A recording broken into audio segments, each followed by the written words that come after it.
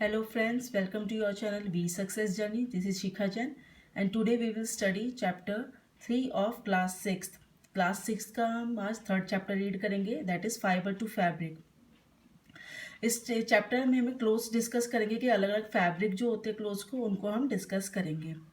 जैसे कि हम जानते हैं कि बहुत तरह के फैब्रिक आता है, जैसे कॉटन्स के, जूट के, curtains, table clothes, towels, dusters, ये सब अलग अलग फैब्रिक से बने हुए होते हैं। जो स्कूल बैग्स है हमारे, ये जो गनी बैग्स है, वो भी सब अलग अलग फैब्रिक के बने हुए होते हैं।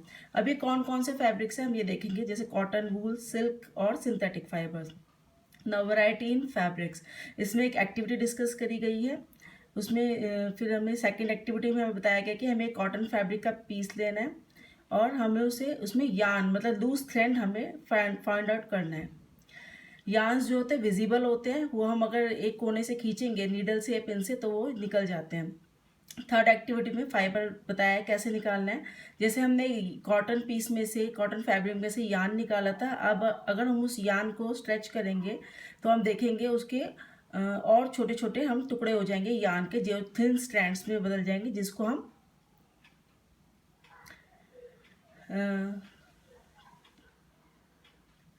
थिन स्ट्रैंड्स में बदल जाएगा। और उसको जैसे हम नीडल में से जब हम धागा डालते हैं, सुई में हम धागा डालते हैं तो हम देखते हैं कि धागा छोटे छोटे एंड्स में स्प्लिट हो जाता है, जिनको हम फाइबर्स बोलते हैं। जो थिन स्ट्रैंड्स है थ्रेड के, जो और छोटे थिनर स्ट्रैंड से बना होता है, जिनको हम फाइबर्स बोलते हैं। फाइबर्स जो है वो यान से बने हुए होते हैं, और यान जो होते हैं वो फाइबर से बने हुए होते हैं। फैब्रिक यान से बने हुए होते हैं। अब जो फाइबर है कुछ फैब्रिक्स के, जैसे कॉटन, जूट, सिल्क, वूल, ये हमें प्लांट से या एनिमल से मिलते हैं, जिन्हें हम नेचुरल फाइबर्स बोलते हैं। कॉटन और जूट प्लांट से मिलते हैं, प्लांट फाइबर से, और वूल और सिल्क जो है हमें एनिमल से मिलते हैं। वूल जो ऑब्टेन होता है वो जो शीप या गोट की फ्लीस मतलब हेयर जो होते हैं उनसे ऑब्टेन होता है, और ये जो रैबिट के हेयर होते हैं, याक के, कैमल्स के, इनसे भी मिलता है। सिल्क फाइबर जो है, सिल्क वॉर्म कोकून होता है उसका, उससे सिल्क फाइबर मिलता है।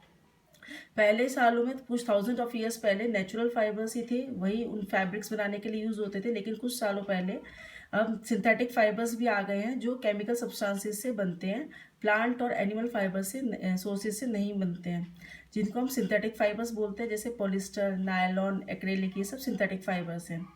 Now we discuss plant fibres. Cotton, जैसे हम रुई देखें, जो हम लैंप्स में लगाते हैं, ऑयल लैंप्स में जो रुई होती है, वेक्स जिसे हम बोलते हैं, वो, और ये कॉटन की बनी हुई होती है। और यही कॉटन वूल जो है मैट्रेसेस होते हैं, गद्दे, क्विल्ट्स, पिलोज, उन सबको फिल करने में भी यूज़ होते हैं। अभी कॉटन वूल आती का है, ये कॉटन फील्ड्स में ग्रो होती है। कॉटन प्लांट्स जो होते हैं, जहाँ पर ब्लैक सॉयल और वार्म क्लाइमेट होता है, वहाँ पर कॉटन प्लांट्स उगाए जाते हैं। और ये हमारे बहुत सारे कंट्री में स्टेट्स हैं, वहाँ उगाए जाते हैं।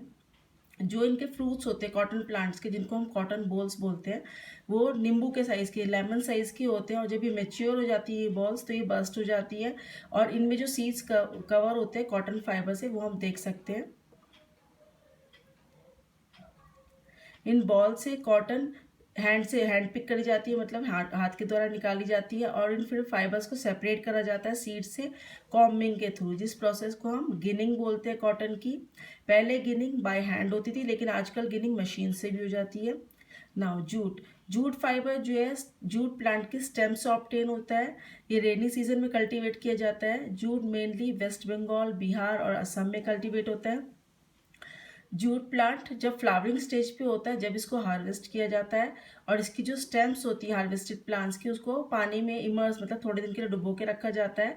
और stems and the stems rot and the fibres are separated by hand. जब ये स्टेम्स रॉट हो जाती है मतलब सड़ जाती हैं, तो इनको हाथ से अलग करा जाता है। फिर इनको फैब्रिक बनाने के लिए इन फाइबर्स को यार्न्स में कन्वर्ट करा जाता है पहले।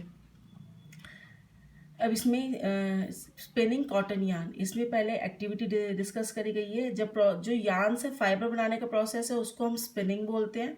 इस प्रोसेस में जो मास होता है कॉटन वूल का, उसमें से फाइबर्स निकाले जाते हैं और उनको ट्विस्ट करा जाता है, और फिर this brings the fibres together to form a yarn.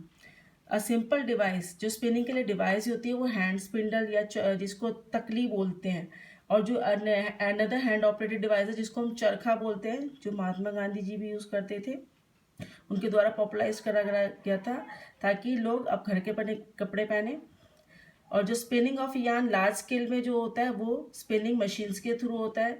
Spinning के बाद यार्न्स को फैब्रिक्स में यूज़ करा जाता है, उनको बनाने के लिए, फैब्रिक को यूज़ बनाने के लिए।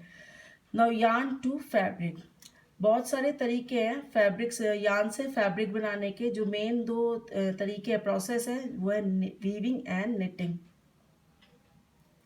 जिस प्रोसेस से टू सेट्स जो है यार्न के उनको अरेंज करा जाता है एक साथ फैब्रिक बनाने के लिए, उसको हम वीविंग बोलते हैं। ये एक एक्टिविटी डिस्कस करी गई है वीविंग का प्रोसेस समझाने के लिए।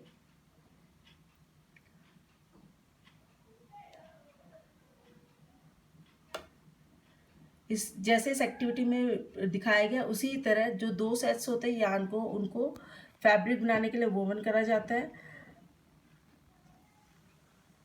ये जो वीविंग होती है फैब्रिक की वो लूम्स में, बड़ी बड़ी लूम्स होती है वहाँ पर करा जाता है, या तो वो हैंड ऑपरेटेड होती है वो लूम्स, या फिर पावर ऑपरेटेड होती है।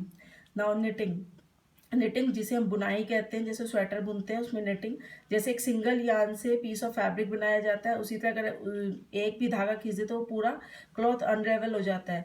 जो सॉक्स है और अदर क्लॉथिंग है वो इसी तरह बनी जाती है। निटिंग बाय हैंड भी होती है और बाय मशीन्स भी करी जाती है।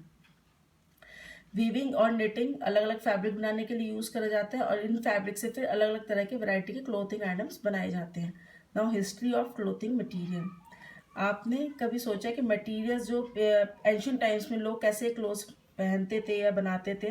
उस टाइम लोग जो है जो ट्रीज़ की बार्क्स होती थी या बिग लीव्स होती थी, एनिमल स्किन्स, उनसे अपनी बॉडी कवर करते थे। फिर धीरे धीरे जैसे एग्रीकल्चर कम्युनिटीज़ डेवलप होने लगी, उन्होंने जो ट्विग्स थी और ग्रास से उनसे मैट्स और बास्केट्स बनानी सीखी। एनिमल फ्लीस या हेयर से वो उनको ट्विस्ट करके उनको लॉन्ग स्ट्रैंड्स में कन्वर्ट करते थे और फिर उनको फैब्रिक्स में वोवन करते थे। फिर धीरे धीरे फैब्रिक कॉटन उन्होंने बनाया, जहाँ गंगा की रिवर जो डेवलप थी कम्युनिटीज़, उन्होंने फ्लैक्स भी एक प्लांट है जो नेचुरल फाइबर देता है। उस टाइम स्टिचिंग नहीं होती थी पुराने दिनों में, तो लोग सिंपल उस फैब्रिक से अपनी बॉडी को ड्रैप करते थे। फिर सीविंग नीडल, नीडल आने से स्टिचिंग करने लगे स्टिच क्लॉथ्स, और धीरे धीरे तरह तरह के स्टिचिंग क्लॉथ्स आने लगे। लेकिन आज भी साड़ीज़, धोती, ये सब अनस्टिच क्लॉथ्स यूज़ होते हैं। जैसे तरह तरह का हमारा फूड है कंट्री में, उसी तरह अलग अलग तरह के फैब्रिक्स एंड क्लोथिंग आइटम्स है। I hope you understand this lesson. If you like this video, please like it and subscribe my channel. Thank you.